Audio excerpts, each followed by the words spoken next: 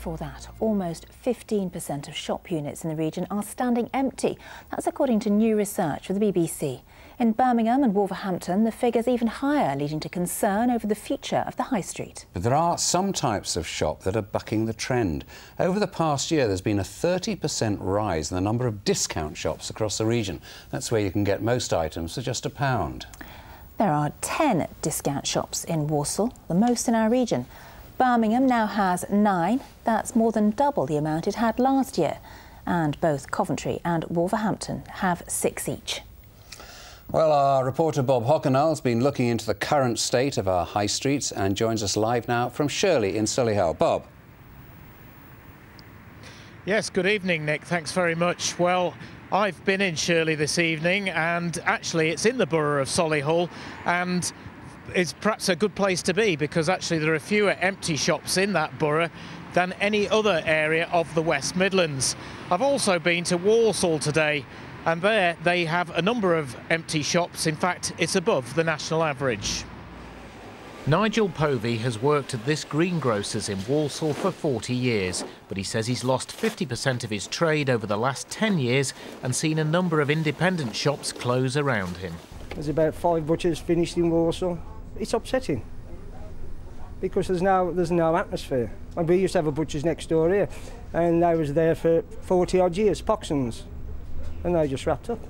There is one type of store that is definitely on the up in Walsall though. The 99p store is one of 10 discount shops in the town. Walsall has more than any other area in the Midlands. It's economical for us, very economical.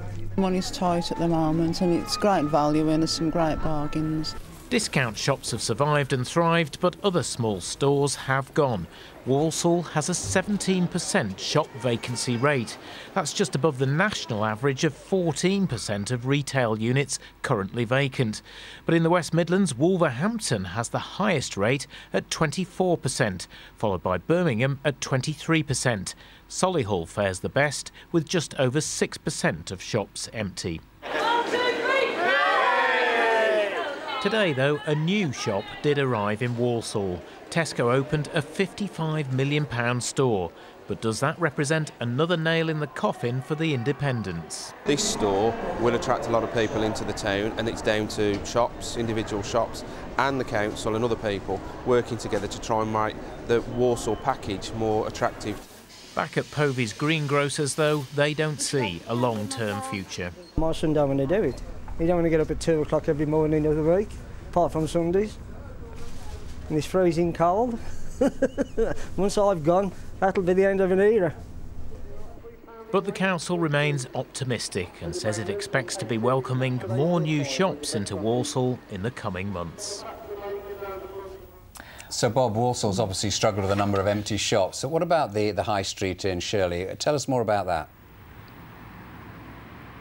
Well, Nick, there are quite a few household names here, but one thing I've particularly noticed is there's also a lot of charity shops. I've counted about 7 tonight. There's Oxfam behind me, Cancer Research UK just over the road, and at least 5 others that I've been able to count.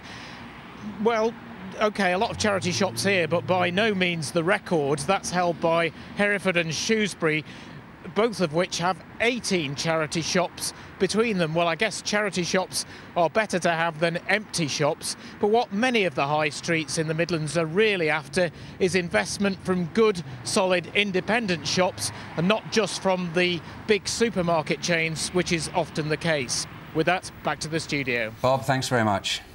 Well, earlier we asked you about your shopping habits and if you've made any changes over the past year. Thanks very much for everyone who got in touch.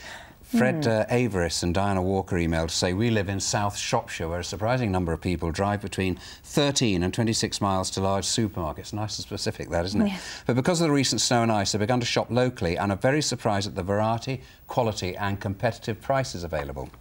Yes, well, Leslie Rock from Worcester says, I no longer visit the city centre for shopping. I shop on eBay. On the internet, you can't beat it for a bargain. And Dave Powis here says the demise of the high street is due to the greed of the big supermarkets. Thanks for your comments. Yeah, thanks very much indeed. Let's move on to sport now.